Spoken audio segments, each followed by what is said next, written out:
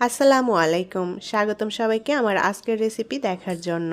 1 cup ময়দা এবং একটি ডিম দিয়ে সকাল বিকালের জন্য খুবই সহজ এবং মজাদার একটি নাস্তার রেসিপি নিয়ে চলে এলাম। আজকে তৈরি করব বিস্কিট পিঠা। আর এই বিস্কিট পিঠাটা একবার বানিয়ে মাস জুড়ে সংরক্ষণ করে রেখে খাওয়া যাবে। তৈরি করতেও তেমন কোনো ঝামেলা নেই, অল্প উপকরণ দিয়েই তৈরি করে নেওয়া যায়। আর এটা সকাল বিকাল চায়ের সাথে পরিবেশন করতে পারেন, সবাই ভীষণ পছন্দ করবে খেতে। একটা মিক্সিং বোলে আমি প্রথমে ডিম নিয়ে নেব। এখানে ডিম নিয়েছি একটা, আর দিয়ে দেব সামান্য লবণ। লবণটা অপশনাল, কেউ না দিতে চাইলে বাদ দিতে পারেন। 3 টেবিল চামচ পরিমাণ দিয়ে দেব চিনি। চিনিটা দিব হালকা মিষ্টি স্বাদের জন্য। কেউ যদি চিনিটা না দিতে চান চিনি বাদ দিয়েও করে নিতে পারেন এই বিস্কিট পিঠাটা। এখন এর মধ্যে দিয়ে দেব প্রায় 3 টেবিল চামচ মতো তেল।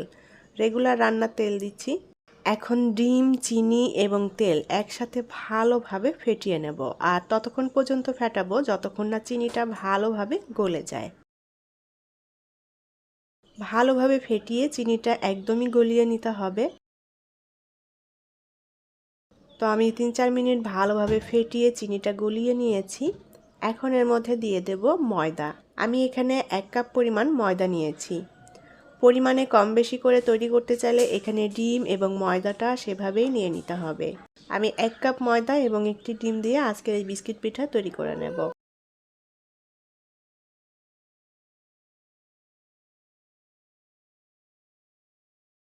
তো ডিমের মিশ্রণের সাথে আমি ময়দাটা চামচ দিয়ে একটু নেড়েচেড়ে মিলিয়ে নিয়েছি। এখন হাত দিয়ে খুব ভালোভাবে ময়দাটা মথে নেব।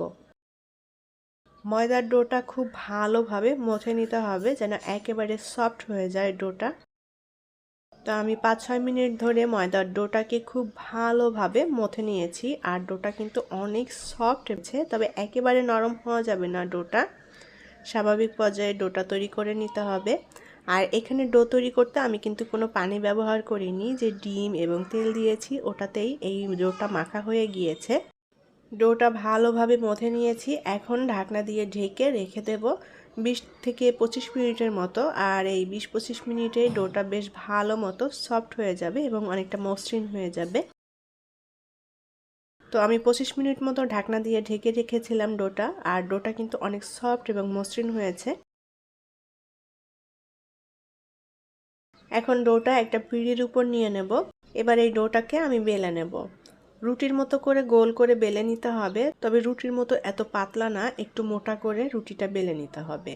আর রুটিটা গোলই হতে হবে এমন না, যতটা সম্ভব গোল করে বেলে নিতে হবে। তো আমি প্রায় 1/2 ইঞ্চি মতো পুরো করে রুটিটা বেলে নিয়েছি। আর এটা আপনাদের পছন্দ মতো এর থেকে একটু মোটাও করে নিতে পারেন, তবে খুব বেশি মোটা হলে আবার এই বিস্কিট পিঠাটা দেখতে অতটা ভালো লাগবে না। সবকিছুরই একটা মাপ আছে। তো আমি 1/2 ইঞ্চি মতো পুরো করে এই রুটিটা বেলে নিয়েছি। এখন একটা কুকি কাটা নিয়েছি। আমি ছোট সাইজের কুকি কাটাটা নিয়েছি। আজকের এই বিস্কিট পিঠা বা চাঁদ পিঠা আমি একটু ছোট সাইজ করে তৈরি করব, তার জন্য ছোট কুকি কাটা নিয়েছি। বাড়িতে কুকি কাটা না থাকলে যে কোনো বয়ামের ঢাকনা দিয়ে কিন্তু এই পিঠাগুলো কেটে নিতে পারেন। খুবই সহজ একটি পিঠার রেসিপি। আপনারা দেখেই হয়তো বুঝতে পারছেন আমি কিভাবে কেটে নিচ্ছি, ঠিক এরকম বাঁকা চাঁদের মতো করে। চাইলে এটা একটু মোটা করে কেটে নিতে পারেন, কিন্তু আমি এটা একটু চিকন চিকন করে কেটে নিচ্ছি। এটা আপনাদের সম্পূর্ণ পছন্দ, যে যেভাবে কেটে নিতে চান সেভাবেই নিতে পারেন। তো যেহেতু আমি ছোট করে তৈরি করছি তার জন্য এই পিঠাগুলোকেও একটু চিকন চিকন করে নিচ্ছি, তাহলে দেখতে ভালো লাগবে। তো বিকালে চায়ের আড্ডায় কিন্তু আপনারা খুব সহজেই এই পিঠাগুলো তৈরি করে নিতে পারেন। আর এটা তৈরি করতে কিন্তু একদমই ঝামেলা নেই, খুব সহজেই তৈরি করে নেওয়া যায়। আমি সবগুলো পিঠাই এভাবে কেটে নেব। কড়াইতে পরিমাণ মতো তেল বসিয়ে দিয়েছি। তেলটা একটু গরম করে নিয়েছি, খুব বেশি গরম করিনি। এখন এই গরম তেলের মধ্যে আমি বিস্কুট পিঠাগুলো দিয়ে ভেজে নেব। একবারেই সবগুলো দেব না, অল্প অল্প করে দিয়ে ভেজে নেব। আর চুলার আঁচটাকে আমি মিডিয়াম টু লো এর মাঝামাঝি রেখেছি, অল্প আঁচে ভেজে নেব। খুব বেশি হাই হিটে দিলে বিস্কুটগুলো দেওয়ার সাথে সাথে উপরের দিকটা পুড়ে যাবে, আর ভেতরের দিকটা কিন্তু ভাজা হবে না, সেদ্ধও হবে না। তাই একটু অল্প আঁচে উল্টাপাল্টা করে নেড়ে দিয়ে ভেজে নিতে হবে।